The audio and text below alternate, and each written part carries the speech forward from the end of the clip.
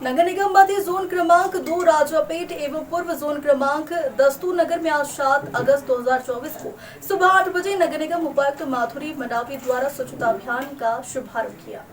मनपा सहायक आयुक्त भूषण पुसतकर, नंदकिशोर तिखिली, चिकित्सा स्वास्थ्य अधिकारी डॉक्टर विशाल कारी, चिकित्सा अधिकारी डॉक्टर अजय जाधव, पशु चिकित्सा सर्जन डॉक्टर सचिन बोंद्रे, चिकित्सा अधिकारी डॉक्टर विक्रांत राजूरकर, उपयंत्री प्रमोद इंकोली, नितिन बोबड़ी, अतिक्रमण दल के प्रमुख योगेश कोल्हे आदि कर्मचारी बड़ी संख्या में उपस्थित थे।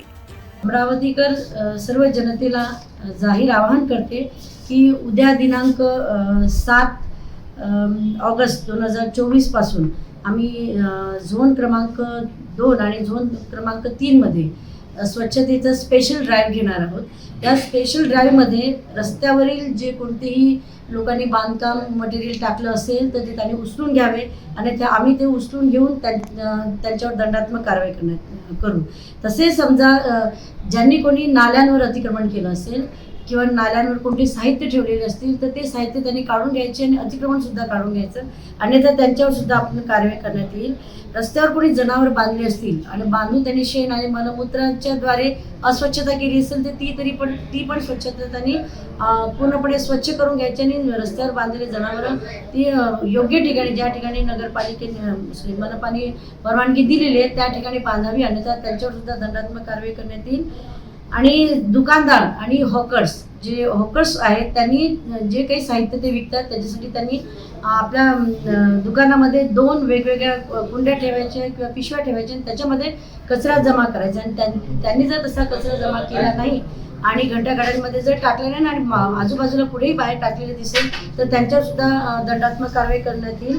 आणि दुकानदारांनी कोणते आपले स्वतःचे बोर्ड्स रस्त्यावर लावले असेल किंवा कोणतेही शेड पुढे आणला असेल आणि त्याद्वारे अतिक्रमण केलं असेल तर ते अतिक्रमण सुद्धा काढून त्यांच्यावर दंडात्मक कारवाई करण्यात येईल। आमचा हे स्वच्छता ड्राईव्हच्या मागचा हाच उद्देश आहे की संपूर्ण शहर टोटल क्लीन करायचे। त्याच्यासाठी सगळ्या नागरिकांची मदत किंवा त्यांचं सहकार्य खूप आवश्यक आहे आणि त्याच्यामध्ये जर कोणी अडथळा निर्माण करत असेल आणि स्वच्छता करताना त्रास देत असतील तर मग त्यांच्यावर आम्ही दंडात्मक कारवाई करू। पण तो आमची ही कुठल्या प्रकारची अशी इच्छा नाही की कोणावरही दंडात्मक कारवाई करायची। सर्वांनी आम्हाला सहकार्य करावं आणि आपलं शहर सुंदर करावं, सुंदर करण्यास मदत करावी एवढी सगळ्यांकडून अपेक्षा आहे। थँक्यू। सर्वप्रथम आम्ही शहरामध्ये अस्वच्छता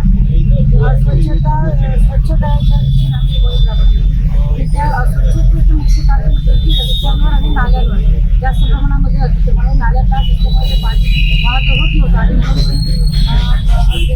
अस्वच्छता जास्त जनरली मलेरियाचा प्रादुर्भाव वाढलेला आणि म्हणून शहरामध्ये जेवढे अतिक्रमण आहे ते सुद्धा आम्ही आता या महिन्याभराच्या कालावधीमध्ये काढणार।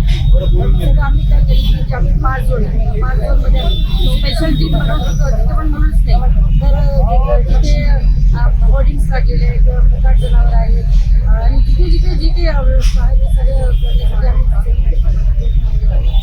अधिक मोठ्या नाल्यावर पाहिलं तर मोठ्या अतिक्रमण आपल्या शहरामध्ये पाणी हां तर तेच पाणी वाहतं करण्यासाठी नाल्यांवरचं आम्ही अतिक्रमण आले आहे आणि बाकी सगळ्यांना आम्ही सगळ्या शहरामध्ये सूचना दिलेली आहे। पाईप दिले की सगळ्यांनी जमलेले अतिक्रमण केलं असेल नाल्यावर किंवा मग लोकांची बिल्डिंग्स लागतात, बिल्डिंगमध्ये रस्त्यावर टाकून नाल्या ब्लॉक तर त्यांनी सगळ्यांनी काढून घ्यायचे, आम्ही काढून नाले वाहते ते म्हणजे अस्वच्छतेचं प्रमाण कमी होईल। मॅडम ही कारवाई करताना काही दंडात्मक कारवाई करणार आहे का तुम्ही? हो, काही जे लोकांनी शेड बाहेर काढलेलं आहे, रस्त्यावर काढलेलं, पार्किंग झोनमध्ये काढले, पार्किंग एरियात काढले, ते सगळ्यांचे आम्ही काढल्या आणि त्यांच्यावर दंडात्मक कारवाई सुद्धा केली। मॅडम ही कारवाई करत असताना शहरातील नागरिक तुमच्यासोबत आहे, तुमच्या राजकीय दबाव येत आहे? नाही, अजूनपर्यंत कोणाला राजकीय नेत्याच्या